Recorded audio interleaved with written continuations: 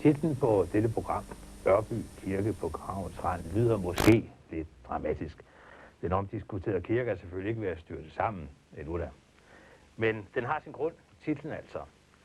Dels ser det fortsat ud til, også for det nye menighedsråd, at det er næsten håbløst at skulle skaffe de nødvendige penge til kirkens vedligeholdelse. Og dels ser det også ud til at gravene, kirkegården omkring kirken, effektivt kan sætte en stopper for alle planer om at gøre kirken til et kulturhus. Og det vender vi så tilbage til. Det er menighedsrådets formand, Poul Erik Vedelgaard, som sidder her i studiet. Poul Erik Vedelgaard vandt i november valget, eller rettere hans liste vandt valget til menighedsrådet netop på et krav om kirkens bevarelse. Og Poul Erik sidder også som nyvalgt i formandsstolen. Og så har vi også inviteret provstiets byggesagkyndige tømmermester Ole Even Rasmussen med. Ole er sagkyndig ikke bare på Ørby Kirke, men på alle øens kirker. Og så har vi domprovst Jakob Gråsbøl med på en telefonlinje. Og Gråsbøl, jeg skal lige høre, er du med? Ja. Ja, fint. Og jeg vil lige sige til dig, at hvis du bliver nødt til at forlade os undervejs, så må du sige til, så vi kan nå at få stillet de sidste nødvendige spørgsmål. Det skal du. Forleden lørdag, der var menighedsrådet på kirkesyn i Ørby. Hver af jer to her i studiet var med, og jeg forsøgte som man også at komme med på rundgangen, men måtte pænt blive udenfor og vente. Kirkesynet og den snak, der måtte foregå over kirkebænkene derinde, blev karakteriseret som et lukket møde for menighedsrådet. Færdig med det, og så også med os. Selve synet tog en times tid, hvor noget af tiden gik med en vurdering af kirkens ydre, som ud fra en lægmandsbetragtning i hvert fald som end ser meget godt ud. Og derefter så gik det i ilsom fart fra Ørby til Tranebjerg Kirke, hvor mødet var lige så lukket som i Ørby, men hvor enhver ved selvsyn udefra kan konstatere, at den trænger i hvert fald vældig til en gang kalkning. Og jeg vil så spørge dig, Ole Even Rasmussen, du har været med til de her synsforretninger nu nogle år. Hvordan vil du karakterisere Ørby Kirkes stand, som du så den her forrige lørdag? Ja, altså der er jo ikke sket den forbedring endnu, som man egentlig lagde op til her for et år siden med provstesyn, hvad det var, der skulle gøres. Og der kunne kun henvises til de mangler ved det sidste syn her. Og der kom en lille ekstra ting til, det var altså taget, der var lidt utæt, men altså, ellers så har man den store mangelliste, og det er det eneste, jeg kan henvise til i den forbindelse der. Jeg kan ikke huske det hele sådan lige i hovedet her. Nå, er det blevet værre? Nej, det er den ikke, for den trænger virkelig. Så den kan ikke blive værre. Nej, det er altså heller ikke blevet bedre, det kan man da roligt sige. Det værste derude, nu kan du ikke huske hele listen, men kan du huske, hvad er det værste ved den egentlig? Ja, den trænger jo til kalkning og trænger til vedligeholdelse. Altså, alle bygninger skal jo have en vis vedligeholdelse, og det koster. Men altså, det er ikke bare sådan lige at vedligeholde så stor en bygning som den der hen, for den trænger nu, og der er altså sætningsravne, men det er der jo i alle bygninger. Det kan næsten ikke undgås, men de skal selvfølgelig udfyldes og repareres. Og så er der altså store skader op bag ved alteret i de der blyindfattede ruder, der ser der. For det er jo sin tid murer ind i, og derfor har de altså sat sig ved frostvejr, og altså, der er sat dug på den, og så spænder de, og de trænger til en ordentlig forandring og laves igen jo. Poul Erik Vedelgaard, status nu, sådan som du sagde det i sidste uge på et møde med provstiet, ikke? Provstiudvalget, det er, at ansøgningen om at flytte Ørby Kirke til den gamle by, den har det nye menighedsråd trukket tilbage fra kirkeministeren, og det er accepteret af kirkeministeriet. Og så har du bedt om et, jeg vil sige uspecificeret beløb, 100.000 om året til at sætte det i stand for. Det som Ole nu siger i vejen. Ja. Det er vel status. Kirkeministeriet har givet os den besked, at de ikke vil foretage sig videre i sagen. Men det siger jo så, at der ligger stadig en ansøgning derinde ved ministeriet fra den gamle menighedsråd. Jo, det er ikke effektivt, vel? Altså, men det politisk siger så, er den død. Så lang tid det flertal eksisterer i Tranebjerg Kirke, så forbliver kirken, hvor den er. Hvis du bliver vippet ud næste gang, og der kommer en ny formand. Skal det også? Ja, så kan det være andre muligheder. Og så har du bedt om 100.000, så nærmest uspecificeret, ikke? 100.000, det er jo, det kan man godt sige, det er uspecificeret. Vi har den opfattelse, at Ørby Kirke den er måske lidt ringere stand, men det er nok fordi, at vores opfattelse er, at den ikke har været prioriteret ret højt de sidste 10-15 år i vedligeholdelse. I det stramme budget, det har været, det er vi slet ikke i tvivl om. Som det stadigvæk er, og det strammer yderligere til med det, vi lige fik forelagt her på sidste provstiudvalg. Ja, det var her forleden dag. Ja, og der kan man så begynde at bruge det lidt større sammenhæng. 200.000 kroner til vedligeholdelse af 7 kirker, der kan det stort set være ligegyldigt, om det er en lille kirke mere eller mindre. Det er helt andre betragtninger. Det vender vi tilbage til, fordi så Jakob Gråsbøl, det der med 100.000 sådan uspecificeret til det løse, det siger provstiet blankt nej til, ikke? Jo, det gør vi, fordi altså i forbindelse med sidste provstesyn, der havde vi bedt arkitekt Henning Jensen om at være med for at anslå, hvad det her ville koste. Og det han når så frem til det beløb på omkring 1,2 millioner. Og det vi nu siger, det er, at vi kan ikke i det der uendeligt trængte økonomiske situation, vi kan ikke begynde at sætte penge ind, før der foreligger et projekt. Altså der skal være et projekt for Ørby Kirkes samlede restaurering. Det kan så godt være, at det kan etapeopdeles. Men 100.000 specificeret ind, det er ikke noget, vi vil gøre. Vi skal have et projekt, og det projekt, det må vi så se på, hvordan det er. Det giver jo ikke nogen penge i sig selv, men altså vi begynder ikke på at give penge til Ørby Kirke, før der i hvert fald foreligger et projekt. Om der overhovedet er nogle penge, det er sådan en helt anden sag. Se, på møde med provstiudvalget og alle de 4 menighedsråd her på Samsø, der fik de virkelig læst teksten. I al korthed, så sagde du på det møde, at der er sådan cirka 200.000 til vedligeholdelse af alle øens kirker, inklusiv de 4 middelalderkirker. Inklusive de 5 middelalderkirker plus præstegårde. Altså det er altså, nu, jeg må godt lige have lov at sige, at det er sådan, som tallene ser ud nu. Men det kan så gå i begge retninger og vise sig, at der er lidt andre tal på bordet, når vi når frem til maj, hvor jeg kan få en oversigt fra Samsø Kommune over økonomien. Men det bliver nok nogenlunde det her. Og det vil altså sige, det er kirkegård, anlæg, udgifter, det er præstegård, det er kirker. Så der er virkelig ingen penge. Det er fordi der er jo i hvert fald ikke de 2 millioner, som menighedsråden har ansøgt om, vel? Nej, det er der ikke. Nej. Nu kan jeg godt forstå, at du sådan griner en lille smule, Jacob Gråsbøl, fordi det her, det er jo noget med 35-40.000 måske per kirke. Ja, og så den drøftelse skal vi jo have i provstiudvalget. Det er jo rigtigt, sådan kunne man hælde pengene ud, men det kan også godt være, at man kigger på, om der er konkrete ting, der er mere vigtige end andre. Så jeg vil ikke tage stilling til, hvordan fordelingen af anlægspengene bliver. Det vil fremgå af et provstiudvalgsmøde, hvor vi ser på de forskellige ting. Jo, men når sådan en lægmand som mig kigger på sådan nogle tal, så er det jo også måske lidt grinagtigt, lidt tragikomisk. Ja. Jeg har set tårnet for eksempel på Tranebjerg Kirke. Ja. Alene der futter de en del af pengene af. Ja, der vil jo mindst halvdelen gå. Ja. Poul Erik? Tranebjerg Kirke, det budget, vi snakker sidst her, det er for næste år. I indeværende år, hvis jeg har forstået det rigtigt, så er det afsat penge til kalkning af Tranebjerg Kirke. Den trænger til det. Det kan vi så hurtigt få opklaret. Er det rigtigt, Gråsbøl? Det må jeg sige, det kan jeg ikke huske. Altså, så skal jeg kunne forlade for at gå ind og kigge efter i mit arkiv. Men det kan altså, det vedgår sikkert mere om. Ja, der er 200.000 til kalkning. Men det er nu også en detalje. Det korte og lange er, at det beløb, du kalkulerer med i 2006, det er, og så kan du rette mig, det er det rene pjat i forhold til behovet, ikke? Jo, det er jeg fuldkommen enig i. Det er det, der ligner kalkning af en kirke. En af de store.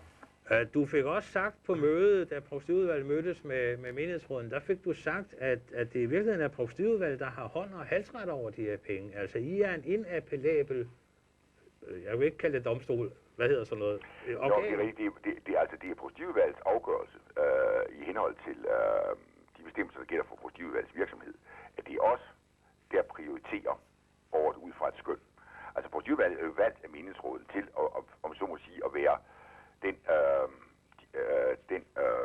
myndighed, hvad man nu skal kalde det, som inden for et givet ligningsområde udøver et skøn over den økonomiske situation, og hvor de midler, der måtte være til rådighed, skal ledes hen. det er inabelabelt. Så der kan altså ikke ligge noget, jeg vil sige, lokalpolitisk overvejelse i det her. Det er ikke sådan, at man siger, okay, nu vent de vælgede Tranebjerg, dem der gerne vil bevare Ørby Kirke, vi giver lidt mere til Ørby. Nej, vi skønner ud fra, hvad der er nødvendige bygningsmæssige udgifter, og dem bliver vi nødt til at prioritere, fordi midlerne er så små, som de er. Men der indgår ikke politik i den sammenhæng der. Nej, man kunne jo godt forestille sig, at der indgik nogle demokratiske overvejelser, ikke? Fordi nu har et flertal i Tranebjerg Sogn jo altså besluttet sig for også at bevare den kirke. Ja, det er selvfølgelig rigtigt, og det respekterer provstiudvalget naturligvis, men det er ikke noget, der afføder penge. Nej, kun den gode vilje. Ja, det kan du sige, ja. Poul Erik? Nej, vi snakker bevarelse af Ørby Kirke, og det tror jeg da nok, det er i hvert fald en af de ting, vi domprovsten og undertegnet kan blive enige om. Forskellen er bare, at domprovsten og det tidligere menighedsråd vil bevare den i Aarhus, og vi vil bevare den der, hvor den nu en gang blev bygget, fordi det hører med til den kultur og så videre i det område. Der kan siges mange argumenter for det. Det er den forskel, men jeg kan så også lige sige, at vi arbejder på at finde midler uden for menighedsrådets kasse, som vi også snakker om på stivelsesmøde, til en vurdering af arkitektvurdering, lad os kalde det, ja, af Ørby Kirke, og det prøver vi lige så stille at se, om vi kan finde midler til, og så skal den jo, som domprovsten også sagde, indsendes til vurdering og sige, at det her, det handler om i fremtiden, så vi har et projekt at arbejde fra. Så det er vi også enige om. Jeg har godt idé, hvad vil jeg sige, forslag om at få en anden arkitekt til at komme med et bud. Det er i orden, synes jeg. Ja, fordi senere er den jo blevet malet, eller ja, den er blevet malet. Det kan den bygning også bære, mener jeg. Det vender jeg, ja, den vil jeg jo nok lige vende tilbage til. Men altså, den ser bedre ud, end den gjorde sidste år, den her tid. Så en ny vurdering, og så sender vi den ind, og det er vi også enige om. Men jeg kunne godt så lige her, vil jeg måske bede vores bygningssagkyndige overhovedet. Nu har vi snakket Ørby, men hvad med de andre kirker? Hvordan ser det egentlig ud med bestanden, vil jeg sige? Har de det godt eller skidt, eller trænger de? De der 2 millioner, det er realistisk. Altså, man har taget dem på skift igennem tiden, og at nogen trænger mere end andre i øjeblikket. Altså, men Tranbjerg er faktisk den, jeg synes i øjeblikket, kirke, der virkelig trænger også, altså af middelalderkirker. Men altså, Ørby trænger også til det, men altså, hvordan man vil gøre det, det er ikke min opgave. Jeg må bare påvise de ting, jeg synes, der trænger til at blive ordnet ved en bygning. Og der må jeg så henvise til det der sammen med Henning Jensen. Der var vi rørende enige om, hvad der skulle laves ved den kirke, for at den kunne blive rigtig god igen. Og det er selvfølgelig det virkelig vil koste. Man kan godt springe over måske nogle steder og lave det på en billigere måde, men altså det skal være udsagt fra min side, men jeg synes, jeg var meget enig med Henning Jensen om, at det vi skulle lave ved kirken derhen, det var det, vi fik sat op på listen. Prisen har Henning så regnet ud som arkitekt og bedre til det end mig. Og det var heller ikke for at få dig til at gå ind med en politisk kommentar. Nej. Men det er bare det, når du har de to tal. Ansøgninger om 2 millioner. Ja. Og hvad er så virkelighedens verden? Det er der måske 200.000. Altså, der er jo ikke bare en kløft. Altså, der er jo mange kløfter, man skal over. Det kommer an på, hvad man vil prioritere af bygningen, der skal laves jo. Ja, det er klart. Men kan man forestille sig, at 200.000 er nok til at vedligeholde de andre kirker? Eller er det noget? Det har det da ikke vist sig gennem de tider, jeg har været for det her. Der har man da søgt store penge andre steder fra til at restaurere både Tranbjerg Kirke, og det har man også brugt til. For der havde man jo tårnen for en del år siden. Der var der et par millioner, der skulle bruges alene til tårnen dengang. Men det var også, der var man derhen, at det var faktisk lige før det var ved at falde sammen hele tårnen til Tranbjerg Kirke. Og så er det blevet dyrt, hvis ikke man havde grevet ind dengang. Og det, man skal kigge meget på, det er de forankringer, der er sat i, ankerjern, der er sat i rundt omkring på de tårne der. Fordi at klokkerne, man har oppe i tårnen, de sætter jo altså nogle bevægelser og svingninger i de forskellige tårne der. Og det skal afhjælpes, og det er der også blevet i Koldby, for der har man da så fået så en mindre klokke, man bruger mere. Og det var også for at skåne den gode klokke, den gamle klokke deroppe. Men, så det vil jeg måske gerne vil have dig hen. Det er et spørgsmål. Det er måske ikke bare Ørby Kirke, der har problemer med. Det bliver måske alle øens kirker, fordi kirkeskattegrundlaget er så ringe? Der mangler penge til, for der er meget at restaurere, og det kan sådan en lille befolkning som samtidig skattemæssigt, det kan de ikke klare, for det er virkelig penge, der drejer sig om til, fordi at man har jo noget af her Nationalmuseet, der går ind og forlanger, når der skal gøres noget ved middelalderkirkerne. Så det er helt andre ting, man snakker om der, og det er meget store beløb også.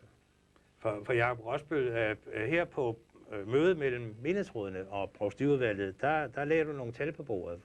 Ja. Kirkeskat 5,9 millioner.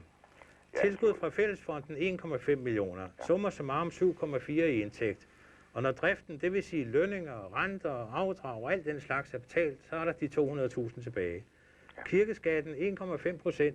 Jeg ved ikke, om det er det højeste i stiftet, men det er nok derhen af. Det er det højeste i stiftet. Det er det højeste i stiftet. En af de højeste på landsplan.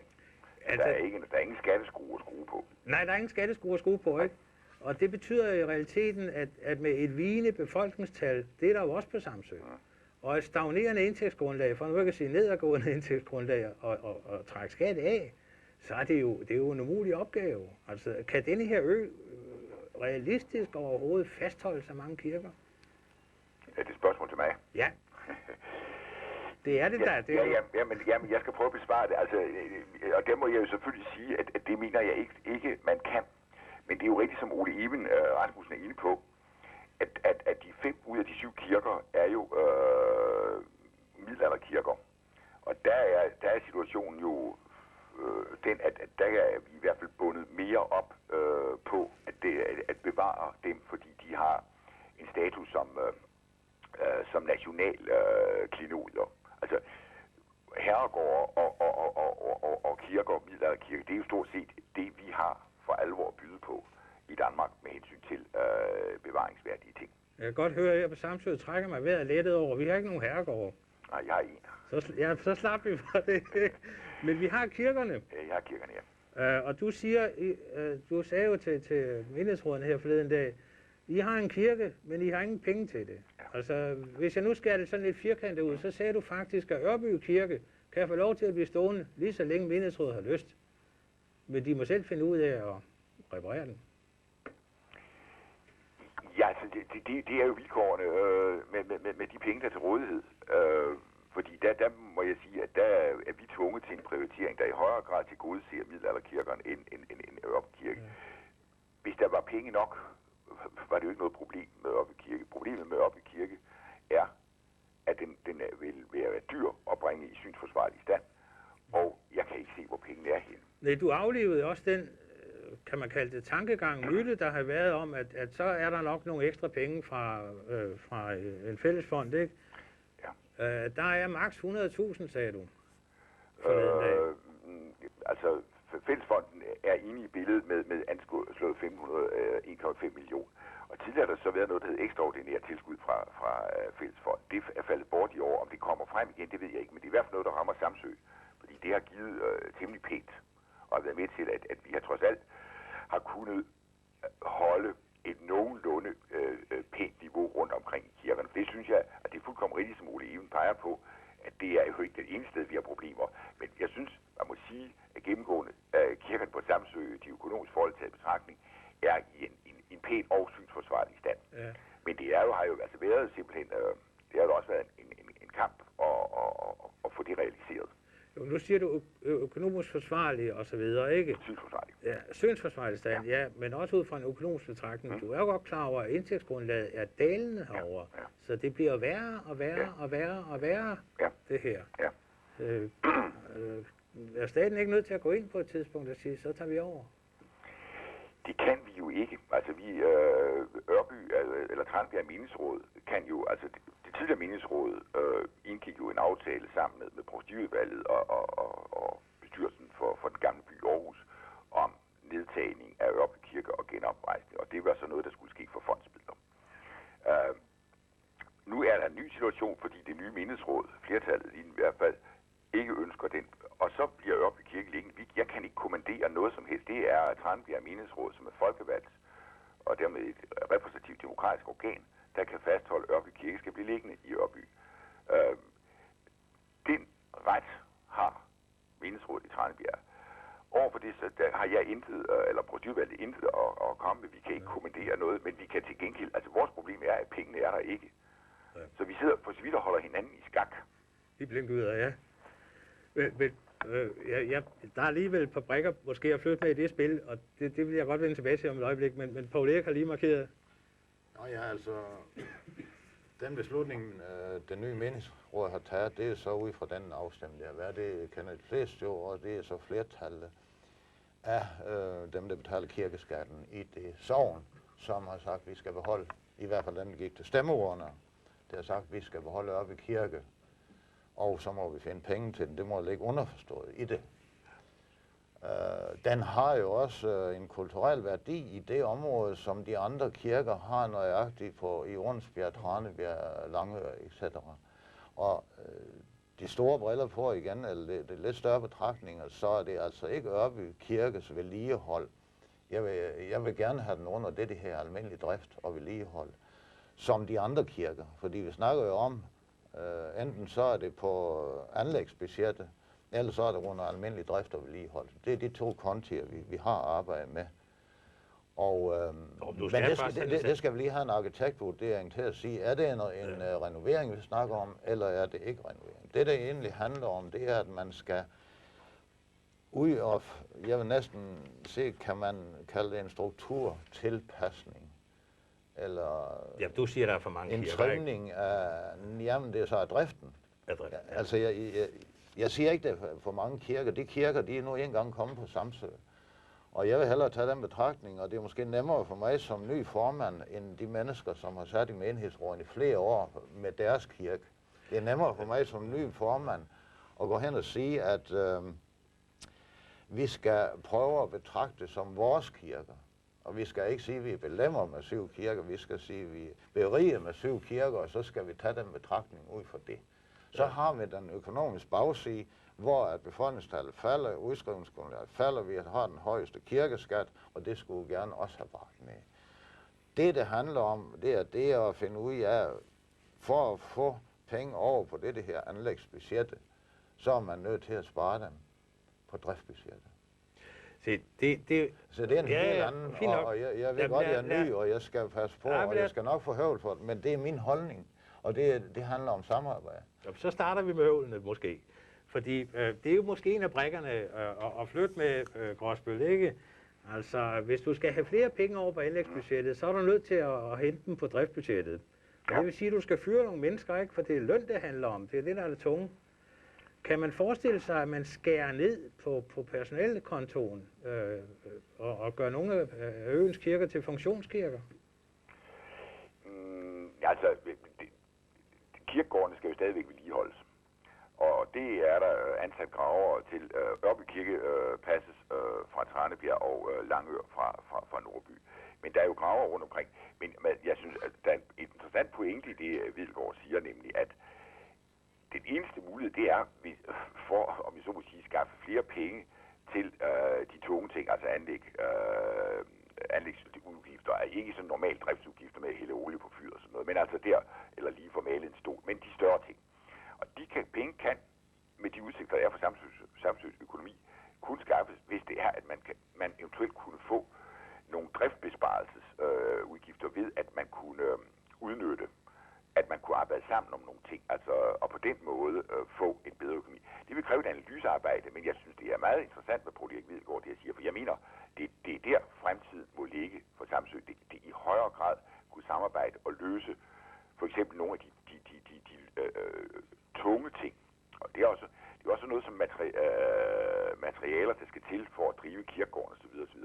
Kunne man lave noget samdrift der? Kunne man for eksempel ved at have en, for eksempel, nu sidder jeg og leger med nogle ting, en fælles kirkegårdsstyrelse, kunne man måske udnytte den arbejdskraft, der er bedre. Altså, jeg siger ikke, at man kan, men det var værd at analysere på, om der lå nogle besparelser der. Og det er klart, hvis der er besparelser, så vil de kunne komme den større vedligeholdelse af kirkerne og præstegårdene, de skal jo ikke glemmes præstegårdene, til gode. Altså flytte penge fra driftkontoen over på anlægskontoen? Det er klart, at hvis der ligger besparelsesmuligheder, så er der nogen, der kan udnytte sin anden sammen. Ja, se, det du snakker om, det er måske lidt mere firkantet, det vi andre kunne kalde sognesammenlægninger. Ja, jeg vil nu godt hellere bruge et andet udtryk, fordi sognene er sognene. Men det og det har man jo mange steder, at man har flere sogne i samme pastorat. Det har I ført også på Samsø, altså Koldby-Onsbjerg er et pastorat med 2 sogne. Man har ikke nedlagt sogne, men man har lavet et pastorat. Og det, jeg godt kunne forestille mig, det var, at Samsø blev et pastorat. Simpelthen? Ja. Det ville være, altså størrelsesmæssigt er det jo ikke noget mærke, der er 4.000 mennesker.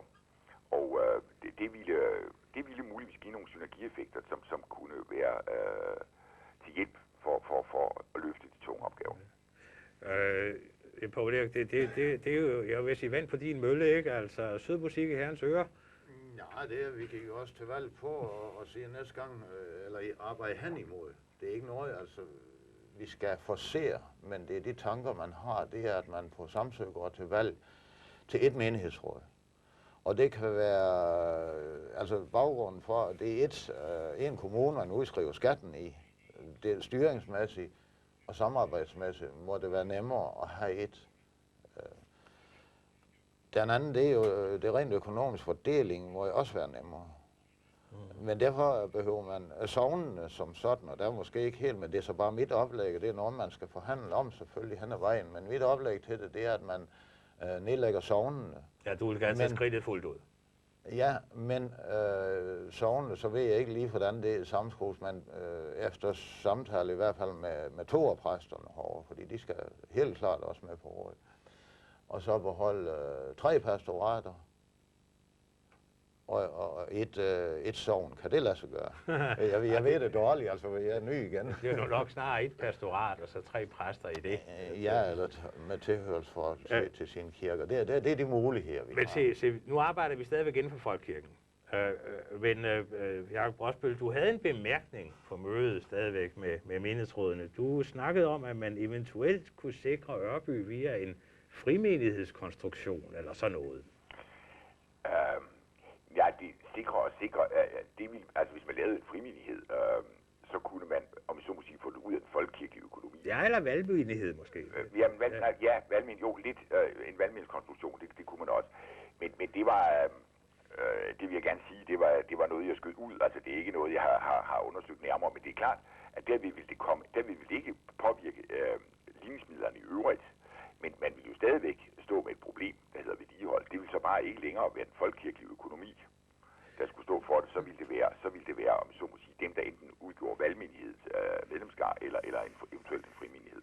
Det vil jo betyde, at hvis en gruppe borgere i Ørby sluttede sig sammen og sagde, nu laver vi en valgmenighed, så ville deres penge entydigt gå til Ørby Kirke, og ikke til Kalklinge Tranbjerg, vel? Ja, det er korrekt. Så den mulighed var der? Ja. Er det noget, I har spekuleret på, Poul Erik Vedgaard? Det er relativt nyt for mig, den tankegang. Jeg har den idégrundlag fra start af i hvert fald, at kirkerne herovre skal blive i kirkelig regi, som de er i dag. Det er de jo også i en valgmenighed. Men til gengæld, så kan jeg godt se nogle af kirkerne. Vi har 7, og nogen herovre siger, at også af dem, der betaler kirkeskat i hvert fald, siger, at vi har nok en kirke på Samsø, hvad skal vi med resten? Og den boomerang kommer tilbage hele tiden. Fordi jeg vil nok antage, at hvis vi har 3 præster, så skulle vi bruge 3 kirker til det her almindelige kirkelige handlinger. Så kommer det igen, hvad skal vi så bruge de andre til? Og der kunne jeg godt tænke mig, at blandt andet Ørby kunne bruges til andet, men at kirken bliver der som kirke. Det er lige eksempelvis, det er at nogen vil lege den til et eller andet acceptabelt formål. En lille rockkoncert for eksempel. For eksempel for en 50-årig periode, med visse krav. Det var en tankegang. Ja, det er fint. Du skal nok få lov til at have den frem. Men du er ikke den, der står forrest og laver en valgmenighed, kunne jeg høre på dig. Nej. Det er du ikke. Nej, det har du ikke lyst til. Men det der med, om kirken kunne bruges til andre formål, Ole Even Rasmussen, det har du måske en historie om, fordi den har rent faktisk været brugt, i hvert fald arealet omkring, har rent faktisk været brugt til alt muligt andet formål, nemlig til fest og ballade. Altså, du har et gammelt foto fra... Det er ikke gamle foto, det er gamle tegninger. Gamle tegninger, ja. Det er en feriedreng, der har været i Ørby igennem mange år. Og som 80-årig, der gav han sig til at tegne alt det, han havde oplevet som 10-12-årig feriedreng, og der boede han på Holmegården, og det var en gård, der lå lige ved siden af kirken. Altså på modsat side af vejen op en dreje til Permenil. Og han har tegnet et billede, som starter, man står faktisk ned på Ørby Hovedgade i svinget og kigger op mod kirken, og så kan man se gården til venstre på billedet, det er Holmegården, og så til højre kan man lige få kirken. Og så arealet i midten der, hvor der er gravsteder, der er det forreste halvdel, den brugte man sådan set til en slags aftenstævne med kaller og piger. Og som han også beskriver et sted, ham Jens Martin, at der kunne man godt finde på at egentlig have Ole Havmark, der var violinbygger derhen i Ørby, og tage en violin og begynde at spille, og så danser man på det sted. Og man mødtes der og diskuterede også dengang, for det var jo på radio og fjernsyn. Altså det billede der, det er tegnet med henblik på, hvad han kunne erindre fra 1912. Og på det tidspunkt havde kirken stået der i 8 år? Der har kirken stået der i 8 år, ja. Så det har været en festplads? Ja, en værtslig festplads?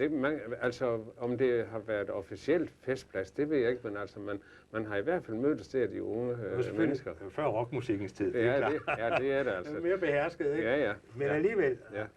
Og så går det, hvis man nu skal følge tankegangen, så har det været festplads måske helt op til 30'erne. For den kirkegård, der ligger derude. Den er jo først anlagt i 1932.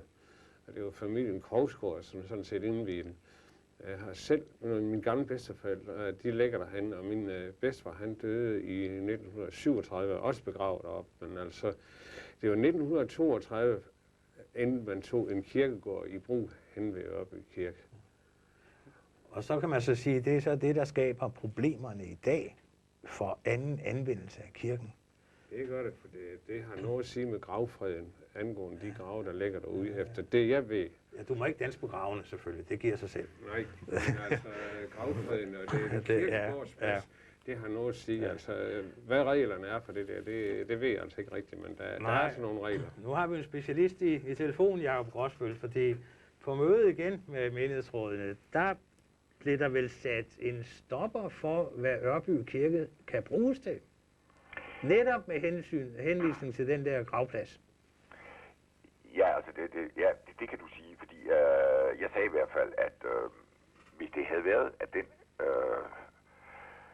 kirkegård ikke var blevet anlagt uden om Ørby Kirke, som vi nu har hørt Ole Even fortælle om, så havde jeg i hvert fald ikke set noget som helst problem i, at man havde sørget for, at kirken var blevet nedlagt som kirke, og så kunne man have solgt den for 1 krone til Ørby-borgerne, til borgerforeningen, eller hvad det nu skulle være, eller med henblik på, at den fik en anden udnyttelse. Altså selvfølgelig skulle man have lidt hånd i hakket med, hvad det blev, men det ville have været en fornem ting. Det er kirkegården, der for så vidt blokerer for anden anvendelse. Ja. Og så er der, det skal så lige føjes til, så fordi det sagde jeg så også, at der findes jo en lov om folkekirkens kirkers brug og sådan noget, og den forhindrer altså aktuelt også, at kirkerummet kan bruges sådan som et slags forsamlingshus.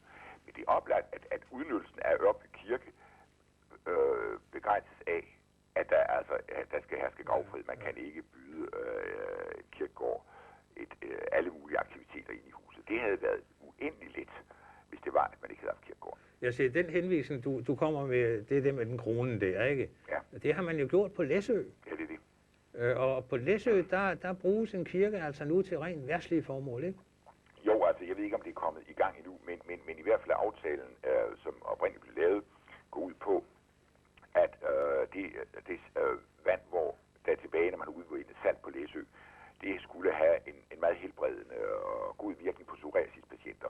Og den forening på Læsø, der står bag det arbejde, de har fået kirken overdraget, og jeg har ladet mig forlyde med, at det er for 1 krone. Og den skal så indrettes som en form for, hvad kan du kalde det, kur, eller ja, det er nok det, man skal kalde det, kur, for psoriasispatienter. Det er jo et fremragende formål.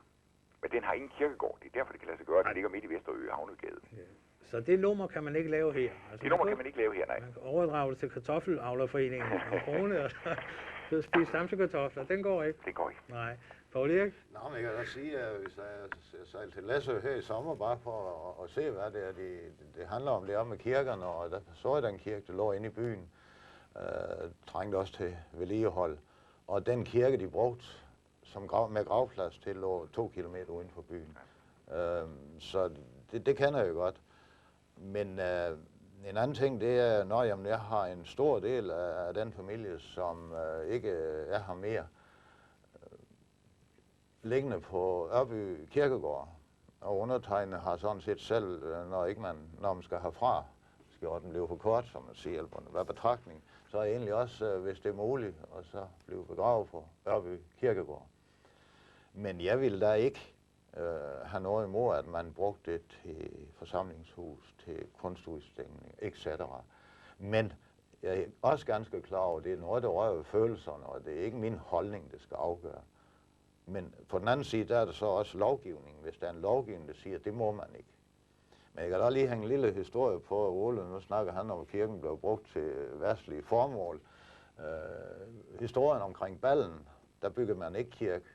Der var lige så langt fra Ballen til Tranebjerg i sin tid. Det var i 30'erne. Der var det så, før den tid, der byggede den, der var også 2 kilometer til Ørby. Og der snakkede borgerforeningen, dengang den blev oprettet, med præsten, om der ikke det var nemmere, at præsten bevægede sig til Ballen, i stedet for at alle folkene skulle køre til Tranebjerg.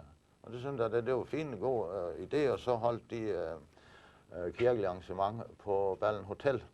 Så det kan sådan set gå begge veje. Det var en lille... Nej, men du så dansede et par af de andre dage i hvert fald. Der er jo en dans de andre der, og så har man... det ved jeg ikke sat. Men se der er 2 ting i det. Ja. Og den første vil jeg måske lige tage fat i. Nu har du dine forældre, siger du, liggende på Ørby Kirkegård, og du vil også gerne selv derude at ligge. Ja. Men hvorfor ikke bare nedlægge kirkegården? Så var du ud over det problem. Vil du ikke være med til det? Jeg ved ikke, om det tjener noget formål de første 20-30 år, skal den vel, eller for lang tid det er, skal den stadig være vedligeholdes. Det er selvfølgelig en periode, ikke? Ja, ja. Man kunne jo godt sige stop for begravelser derude. Men det er også langsigtet. Hvis man stopper for begravelser, og den skulle nedlægges, så vil jeg da ikke sætte mig imod det, sådan kan jeg nok sige det, men jeg kan ikke lige se, at det tjener noget. Det er ikke noget, du ansøger. Det er en meget langsigtet planlægning. Det er ikke noget, du ansøger domprovsten om i morgen. Nej, det er det ikke, for det er en rigtig langsigtet planlægning. Okay. Men Gråsbøl, kan man ikke nedlægge en kirkegård? Jo, det vil jeg, jeg har ikke været i situationen, så jeg kender ikke de relevante paragrafer, men det vil jeg absolut mene, man kan. Altså man gør jo for eksempel det i forbindelse med omlægning af kirkegård, at der stopper man for eksempel afsnit af kirkegård for videre begravelser, for med henblik på netop at kunne lave en omlægning, så det vil man selvfølgelig også kunne gøre for en hel kirkegård. Ja, der har jo været en historie for Nykøbing Falster i hvert fald, ikke, hvor man laver parkeringspladser ovenpå. Ja. Nu er der jo ingen, der taler for at få parkeringspladser ude i Ørby, men alligevel, altså teoretisk tror jeg godt, man kunne nedlægge kirkegården. Ja, det vil jeg også. Ja. Men der sidder så en formand der er nervøs, fordi du fortalte mig forleden dag, at du er bange for, Poul Erik, at det ville vække endnu stærkere følelser. Hvis andre kommer med ideen, så vil jeg ikke modsætte, men jeg vil da i hvert fald gå ud til menigheden og så spørge og holde nogle møder omkring, inden jeg vil lægge op til at sige, det vil jeg gå ind. Det var så lige politikeren, der talte der, ja, det er det. Der gerne vil genvælge som 4 år. Nej, det har jeg, nej. Stolen lige mig ikke på mit vedkommende. Der kan være nogen, der er meget værd til den posten, ja. Men når kirkegården ikke er ældre end, hvad var det, du sagde, 70 år, Ole, ikke? Så kan den vel også fjernes igen. Det er jo ikke noget middelalderminde. Nej, det er det.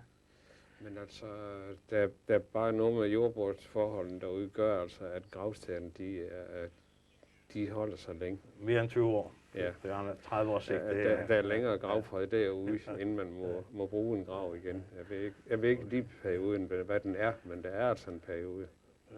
Ved brændinger, så mange vælger nu, så er det jo ikke noget problem. Okay. Så nu snakker du om arrangementer, Poul Erik, derude. Hvilken type arrangementer er der i dit hoved? Altså kunstudstillinger? Kirkelig kunst måske? Er det der grænsen går? Sådan lidt violinmusik, som de havde det en gang før rockmusikken. Altså nej til rockkoncerter. Altså, hvor vil du... Altså min grænse, men det er så igen ikke den, der er afgørende. Det er menighedens. Ja. Men altså min grænse, den... For at tage den alleryderste grænse, så var det måske afholdelse af sodavands kom sammen på unge mennesker. Det skulle jeg måske godt, ja. Men så skal der altså en anden afspærring til kirkegården, det er klart. Hegnet, når med loven skal være lukket, Og så, vil du bygge sådan en allé op, man skal gå igennem, så man det ikke kan er kigge ud på simpelthen gravene? Nej, jamen, det er simpelthen bare fra det ene hjørne af kirkegården ud til vejen, så det er åbent der. Men altså lidt fest og ballade. Det var nok min grænse. Og lidt fest og ballade, og ikke med Indre sangbog, men med almindelige. Ja, og det kunne være kulturaktiviteter, udstillinger. Man kunne... ja, altså Men så må jeg spørge dig, Gråsbøl, hvor går grænsen? Altså, hvad kan man? Jeg går ud fra, at det, Vedgaard der siger, det er så under den forudsætning af, at kirken er nedlagt som kirke, og det vil sige, at man den i en eller anden forstand skal bruges som kulturhus. Det kan vi det hurtigt få afklaret. Er det det? Det har jeg jo ikke, fordi jeg kender ikke lige lov, paragrafer og regler, og det kender helt klart Gråsbøl bedre. Nå jo, du kender jo Ballen Badehotel, det er ikke? Altså et kulturhus, der bruges som kirke en gang imellem Gråsbøl. Kan man ikke det? Jeg tror ikke på blandingen. Jeg må sige, den tror jeg ikke på. Jeg tror, enten er det en kirke, som så godt kan åbnes for visse arrangementer. Man kan godt lave en specialudstilling af kunst. Jeg ved ikke, hvor velegnet op i kirken vil være til, men i princippet vil man godt kunne gøre det. Man kan holde også nogle former for koncerter osv. Det kan man sagtens holde i kirkelig regi, men hvis det er, at man egentlig tænker et egentlig kulturhus, forsamlingshus, så skal kirken nedlægges som kirke, og dermed bliver den så også taget ud af den folkekirkelige økonomi. Du sagde forleden dag også, at du ville kun i provstiudvalget være med til at give penge til det her, hvis det var til kirkelige formål. Ja, det er klart. Altså, jeg kunne ikke, altså hvis der ikke er en kirke, som samler en menighed, som holder gudstjenester og andre kirkelige handlinger, men det bare er bygning, om så må sige, bare skal stå der.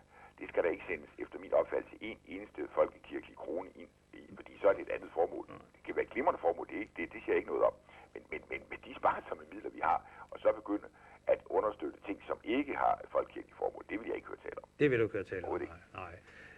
Så den skal løsfri, altså kan den løsrives, kan man sige, nedlægges som kirke, bygningen kan stå, og så er der et kreds, der er i stand til at vedligeholde og sådan noget, og så vil det vanskeligt vil så ligge og få defineret de ting, der kan finde sted under respekt for, at der ligger en kirkegård rundt om. Det er der, jeg ser problemet. Ja. Nu sidder vi og snakker som om det her er sket for nylig, og det gjorde det sådan set også i sidste uge. Men jeg har fundet et gammelt bånd frem, som jeg gerne vil spille for jer. Det er fra TV Samsø for 4,5 år siden.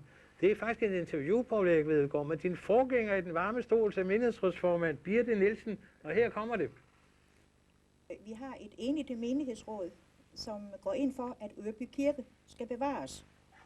Fordi ligefrem at jævne en kirke med jorden, så kommer der jo dybe følelser ind i det at jævne en kirke med jorden, som har ligget her siden 1904. Jeg har et enigt menighedsråd bag mig om, at vi vil gøre alt, hvad der står i vores magt, for at bevare Ørby Kirke. I har så et tilbud på de reparationer, der skal laves nu her, og det lyder på 500.000. Er det noget, I kan klare ud af de budgetter, I har? Det er rigtigt, som du spørger mig om. Det har vi fået et tilbud fra et arkitektfirma, men vi vil prøve at se, om ikke vi kan finde nogle alternativer, hvor det bliver noget billigere. Er det som, at man laver lidt mindre af gangen, eller er det simpelthen at indhente et andet tilbud? Det er altså ikke helt afklaret endnu, hvordan det vil komme til at se ud. I har så lige fået nye budgetter her. Hvordan ser det ud med dem? Har I fået flere penge, nu I skal ud i den der store renovering? Nej, tværtimod. Vores budget er i år blevet beskåret med 475.000 kroner. Men vi må jo se, vi må være idérige. Det er faktisk det eneste, der er at sige til den ting. Og vi vil gøre, hvad der står i vores magt for at bevare Ørby Kirke. Vi stiller det store spørgsmålstegn ved, om der i hele taget er noget at spare. Fordi vi har jo vores kirkegård, den skal stadigvæk passes. Og provsten vil jo også beskære i medhjælpertimer. Men vi kan ikke rigtig få det til at hænge sammen. Og vi har mange legatgravsteder, de er jo betalt i 25 år, så de skal holdes. Og så har vi jo etårige aftaler, som også skal ordnes. De her legatgravsteder, hvad går de ud på? Det er noget med, det er når de pårørende bor for eksempel uden Nøs og ikke selv kan passe gravstederne. Netop. det er jo selvfølgelig derfor, og så vil de jo gerne bevare deres forældre, som ligger her begravet her. Og derfor laver de så den der aftale på 25 år, som bliver indbetalt til stiftet. Skaderne på kirken gør den ikke ligefrem faldefærdig, men de er alvorlige nok. Revnen her går hele vejen gennem murværket, og de kønne blyindfattede ruder er jævne som mor og bakker, og så kunne loftet trænge til en isolering. Som nævnt ligger der et tilbud til en pris på 500.000 kroner. Menighedsrådet i Tranebjerg Sogn siger altså nej til at dødsdømme den knap 100 år gamle kirke for det, men er der opbakning i Ørby? Jeg har netop i formiddag hørt, at der vil blive startet en underskriftindsamling her i Ørby. Så det regner vi med. Alternativet kunne jo blive, at folk melder sig ud af folkekirken, men det løser jo slet ikke et problem. Tværtimod. Så vi håber på en bred folkelig opbakning herhen i Ørby. Og opbakningen rækker som en helt til Kåsen. Her har Harry Nissen startet en indsamling til fordel for den lille annekskirke. Entréindtægter fra hans galleri Kunstbygningen og halvdelen af pengene, som kommer ind ved en kommende kunstauktion, går til renoveringen. Turistparret her har netop lagt 40 kroner i den kasse, og så kom de lige forbi for at se, hvad pengene skulle gå til. Det var altså et klip fra nyhedsprogrammet Vinduet, 4,5 år gammel. Men hvis vi nu havde udskiftet Birthe Nielsen med Poul Erik Vedelgaard, så kunne du jo have sagt det samme. Kunne du ikke? Det kunne vi godt, men det var ikke sikkert, at jeg har gjort det. Hvad har du så sagt dengang? Nå, jamen altså, det vi var enige om jo, som jeg også nævnte i starten, det er, at vi er enige om, at Ørby Kirke skal bevares. Du så revnerne? Sagt på den måde. Du så revnerne? Ja, ja. Du så det der parti Altså, med glasvinduer og så. Jo, men er der sket noget som helst på de 4,5 år, nej, der har gjort situationen bedre? Jo, den er så lige blevet malet her for nylig. Ja, okay. Og den er ikke malet med plastikmaling, det er en diffusionsåben maling. Ja, jeg ved det også. Det er ikke plastikmaling, det vil jeg slå fast. Det er en maling, som er på fuld højde med kalk i dag. Og til den bygning, i den år, altså de her 100 år, jeg har selv en bygning af samme kaliber i Gammel Mejeri, som er 30 år ældre end Ørby Kirke. Ja. Og den bruger jeg den maling på, eller noget lignende, og efter kalk, og det holder fint. Og nøjagtigt det samme med sætningsskærer, der har også måske lige knap så kraftigt, men bygninger af den art og alder, de har sætningsskærer. Men det gør den hverken bære eller ringe. Det har i øvrigt, som Ole også var inde på, det har Tranebjerg Kirke i Tårn også, vi skal holde under observation. Så det er ikke noget nyt i gamle bygninger. Tak. Vi er ved at ringe på de sidste minutter, ikke? Ja. Men Jakob Gråsbølle, kunne du følge med i, hvad Birthe Nielsen sagde? Ja. 4,5 år siden, ikke? Der var du også domprovst. Ja. Det er sådan et skridt frem og 2 tilbage, eller hvordan det nu er, ikke? Altså, er situationen overhovedet ændret i forhold til for 4 år siden? Nej. Slet ikke? Ja, altså, der sker jo den ændring, at der er muligheden for, at Ørby Kirke kan bevares. Ikke i Ørby, men i Aarhus. Der ændrer så det menighedsråd opfattelse, som jo vil kæmpe mod, at det, om jeg så må sige, murstenene fra Ørby Kirke skulle blive vejfyldt rundt omkring på Samtidsvej. Det bliver det nye i det, men altså i selve bygningsmæssigt og sådan alt det der er der ikke sket nogen udvikling til det bedre. Altså jeg noterer mig, at Vedelgaard fortæller om... Nej, og nu de billeder her, det, som du så ikke kunne se, men som det nævnte, ikke? Det er jo lige præcis dem, som Ole Even Rasmussen snakker om, at du også så, Ole, sidst du var derude, ikke? Jo. Revnerne er der stadigvæk. Nej, de er ikke så tydelige i øjeblikket, fordi jeg blev, altså, hvad skal man sige, udbedret, så det ikke virker så tydeligt derhen. Det er sket, men altså, de kommer igen på et tidspunkt. Ja. Og undskyld, Jakob Gråsbøl, jeg afbrød dig lige før. Nej, men jeg vurderer det, så er situationen hverken anderledes eller bedre, siden Birthe kom med sine udtalelser. Det er også så til i dag. Men det der med den gamle by, det var så noget, Birthe Nielsen og det øvrige menighedsråd dengang måtte lade sig, hvad skal vi sige, overbevise om, var en bedre løsning. Ja, fordi i løbet af valgperioden. Fordi dermed kunne kirken jo bevares. men ganske vist i et andet regi. Men så skulle det ikke rives ned, og det var for dem et afgørende argument. Det er så ikke for det flertal, som nu er kommet ind, og det noterer jeg naturligvis. Ja, så vil jeg så lade spørgsmålet gå videre til Poul Erik Vedelgaard. Nu har du så 4 år til at lade dig overbevise, måske. Kan du lande der, hvor Birthe Nielsen lander, og siger, at det er altså håbløst? Der er ingen chancer. Det tror jeg ikke. Det tror du ikke? Nej, fordi så kunne jeg lige så godt smide håndklæde i ringen. Så det er jeg vil bare prøve at gå en anden vej. Altså, jeg har aldrig klandret Birthe og det tidligere menighedsråd for, at de har fået en idé her for at ligesom få pengene til at række til. Det, som Birthe og den tidligere menighedsråd nok har manglet, det var ligesom måske lige at spørge menigheden, sætte fingeren i jorden. Var det her, man vil? Dem, der betaler gilde, det har de nok glemt. Og det er ligesom det mandat, vi sætter på nu, og så siger vi, at vi skal beholde de kirker, der er på Samsø, inklusiv Ørby. Og pengene er ikke blevet større, de blev tværs imod mindre. Jeg kan se det på den måde, hvis man fremskriver budgettet, så blev det kun til lønninger med x antal år. Der skal findes nye veje og så skal du alligevel så have en slutreplik omkring penge. Fordi Jakob Grosbøll har tidligere sagt, og det har du jo også selv tidligere sagt, at man har fået til nytår i år med at rejse eksternt nogle penge til at sætte fra fonde og hvad ved jeg, ikke? Til at sætte kirken i stedet for. Og det sidste tal, jeg hørte, det var, at ud af den million, man gerne skulle rejse, der havde man fundet 30.000 eller deromkring. Det er så lige godt vel. Men det bliver sig selv i halen, fordi fonderne rådgiver ikke til statslige bygninger generelt. Og det andet i det, man giver slet ikke til en kirke, som måske bliver fjernet om 4 år, fordi vores garanti rækker de 4 år. Det er jo ganske klar over. Der kan du ikke få penge til at renovere noget, som måske alligevel bliver flyttet. Det vil blive ganske svært. Jakob Grosbøll, kan du garantere på Poul Erik Vedelgaard, at den kirke bliver stående, så længe de vil? Ja, det mener jeg. Altså, jeg kan i hvert fald ikke på stående fod komme i tanke om noget, der skulle forhindre det. Altså, så længe der er et menighedsråd, i hvert fald et flertal i menighedsråd, som ønsker, at Ørby Kirke skal blive liggende i Ørby, så har jeg ikke nogen midler til at ændre på den afgørelse. Altså, det må jeg respektere, og det gør jeg selvfølgelig så også, fordi jeg har heller ikke anden udvej. Men det betyder så også, at tidsfristen med at skaffe den million, du tidligere har sat til nytårsaften i år, den er jo så forlænget. Nej, det ved jeg ikke, hvad du mener med, fordi altså,